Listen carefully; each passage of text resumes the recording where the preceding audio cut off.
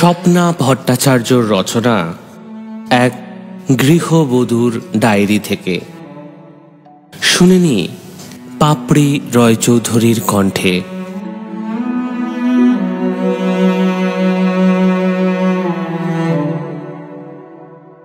আমি কোনোদিন সূর্যোদয় দেখিনি, অথচ বরাবর উঠেছি সূর্য ওঠার আগেই। তারপর স্নান সেরে চা তৈরি করে খবরের কাগজের সাথে অপেক্ষা তোমার ওঠার। একে একে তোমার ব্রেকফাস্ট, তোমার লাঞ্চ প্যাক করা, যা যা পড়বে শার্ট থেকে রুমাল পর্যন্ত গুছিয়ে রাখা খাটের ওপর। চেনা ছক, চেনা ছন্দে কাটে সেই ভোর থেকে গভীর রাত্রি। তোমরা তো গৃহকর্ম নিপুণা ঘরোয়া মেয়ে চেয়েছিলে। সারাদিনে তোমার সঙ্গে আমার একটাও কথা হয় না কখনো।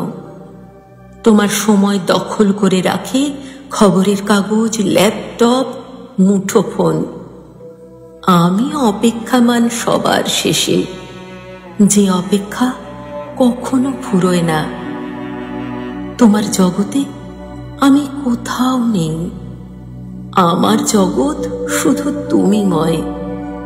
কখনো রাতের অন্ধকারে আমাকে প্রেমহীন পান করেছ আশ্লেষে। দীর্ঘ 5 বছর পর আজ আমি প্রথম প্রশ্ন করলাম তোমাকে, আমি কি তোমার কোথাও নেই? দ্বিধাহীন উত্তর, না। এই যে আমি আমার আহ্নিক গতি লিখে দিয়েছি তোমাকে, তার কি কোনো মূল্য নেই? এ তো কিনতেও পাওয়া যায়। স্তব্ধ রইলাম দাঁড়িয়ে। সকালে বাড়ি থেকে বেরিয়ে অফিস না ঢোকা পর্যন্ত আমার যে উদ্বেগ, কিনতে পাওয়া যায়? রাতে না ফেরা পর্যন্ত আমার উৎকণ্ঠা, কিনতে পাওয়া যায়?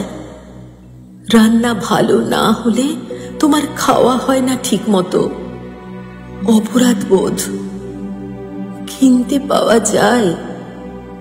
সূর্যোদয়ের আনন্দ থেকে নিজেকে বঞ্চিত করে তোমার মুখ চেয়ে থাকা নির্নিমেষ, কিনতে পাওয়া যায়? সরকারি উচ্চপদস্থ কর্মচারী শুভময়ের কোলে খোলা মল্লিকার ডায়েরির পাতা। আজ মল্লিকার প্রথম মৃত্যুবার্ষিকী।